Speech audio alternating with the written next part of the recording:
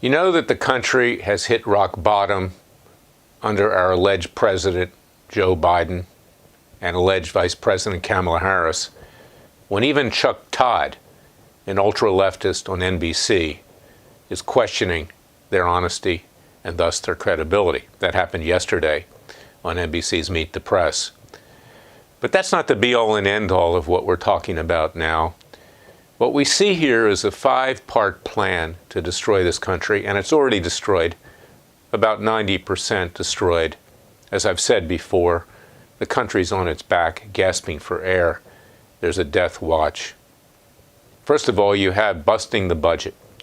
You have pumping money into the economy to the point that people don't even want to work anymore. Free money. Employers can't even find anyone to do the job. Doesn't matter what it is, just go down the street looking for workers. You have a cultural problem because the youth in this country don't think they have to work anymore because everything's been given to them in the past. They'd rather go off and go to schools like Berkeley if they have the opportunity to be educated, or Duke University, my alma mater, which has become the Berkeley of the South, and talk about turning the country into a communist society, as well as atheist. Then you've got the Justice Department being used as a Gestapo to quell any dissent to what's going on. In fact, there was supposed to be a protest this weekend in Washington, D.C. Few, if anyone, showed up because they were afraid they'd all be arrested. And then you've got federal judges who are backing the Gestapo-like FBI up because they're worried that they're next on the hit list of protest. I don't advocate violence. I don't advocate hurting anyone, but these judges are afraid to walk down the street for fear they may get something in the back, because the American people now know that they have not protected them against the tyranny of the other two branches of government. You've got rampant crime in the streets because police departments are being defunded or eliminated altogether.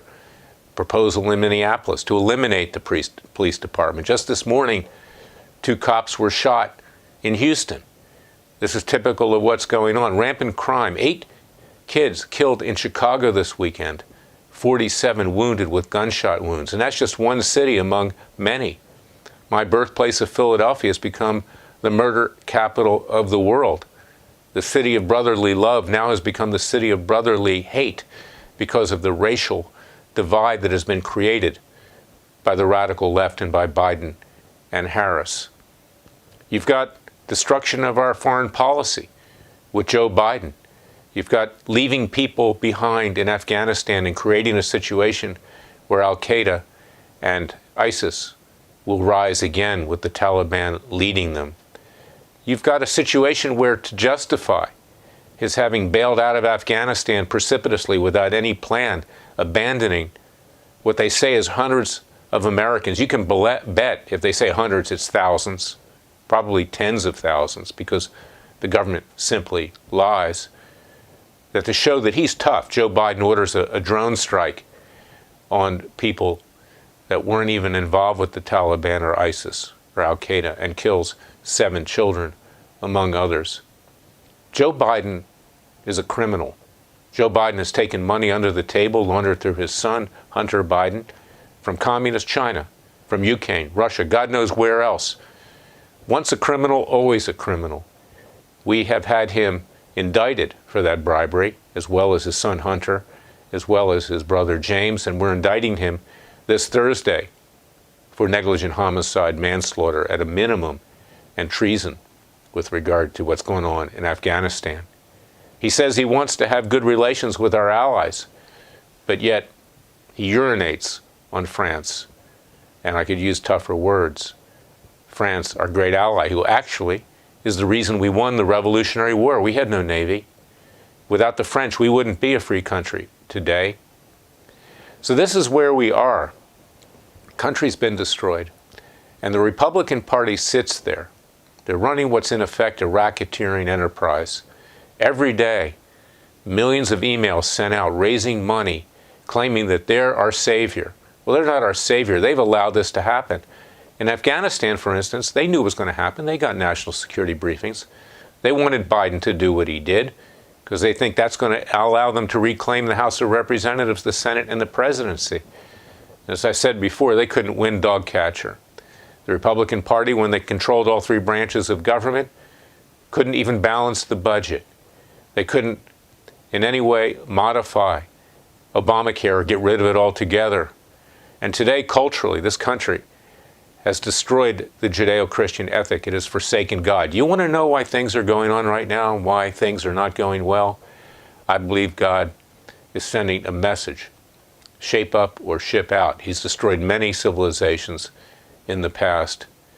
When a man is no longer a woman, when if your child comes home from school and says, gee, I want to be a transgender, and you can use Obamacare to actually turn him or her into a transsexual for free, you know that we've abandoned any sense of godliness. You know we've abandoned it when we've killed millions and millions of unborn babies. His heart starts beating, or her starts beating at 6 weeks. Texas just passed a law. The left is going crazy. The left supports murder. Biden supports murder. The Catholic Church, the Catholic religion is a fine religion, but it's run by a Pope who is an avowed communist. And he says, oh, don't mix in, that's political. You can't deny the communion to Joe Biden, bishops and cardinals, courageous bishops and cardinals in this country. These are our religious institutions. They failed us as well. And this Pope, following a Pope from Germany that covered up widespread sexual abuse, is an absolute disgrace to the Catholic religion. Just like the Jewish left is a disgrace to my heritage. I'm a Jewish Christian. I believe in Jesus. These people are Marxians of the Jewish left. They're not Jews at all. So we need to rise up. We need to put our foot down. We need to wage a peaceful and legal revolution. I talk about it in my book, It Takes a Revolution, Forget the Scandal Industry. Read it. Read it carefully.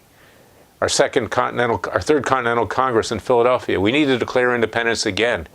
Let the criminals in government declare war against each other. Let them commit crimes against each other. We're out of there. We want a divorce. We want child custody of the people in this country who are not educated. They don't really understand what's going on. Small number of people in the days leading up to 1776, when we declared independence, galvanized the country. We must do it again. We must do it under the grace of God before it's too late. We're in our back, hanging by a thread. Take an example from world history. God sent a plague into Egypt and killed the firstborn of each Egyptian, his son. And therefore, Moses left. He was able to leave, set my people free. He sought the promised land. It took him 40 years to find the promised land. We don't have 40 years. We have months. So, fellow patriots, it's time to rise up. Go to freedomwatchusa.org and join our cause. Go to americasheriff.org to protect the police so you can sit in a cafe and not worry about having your throat slit from someone coming up behind you or with a gun shooting your head off. This is where we are. We know the cold truth, the hard truth, that the country's been all but destroyed. And only with divine providence and the grace of God can we resurrect it. So go to freedomwatchusa.org, join our cause, read my book, It Takes a Revolution, on how we do this peacefully and legally. Support our Third Continental Congress to declare independence. We're still deliberating. And our citizens' grand juries to hold the guilty accountable, because our justice system is among the most corrupt in the world, with federal judges who are bought and paid for by special interests, scratching the backs of those that got them their jobs. That's where we are. I'll be back tomorrow with another YouTube broadcast. Until then, stay safe. Pray to God that we can pull ourselves out of this, but more importantly, get up off the couch, get out of retirement, and do what you need to do if you care about your kids and grandkids and future generations. God bless you, and thank you for listening to me.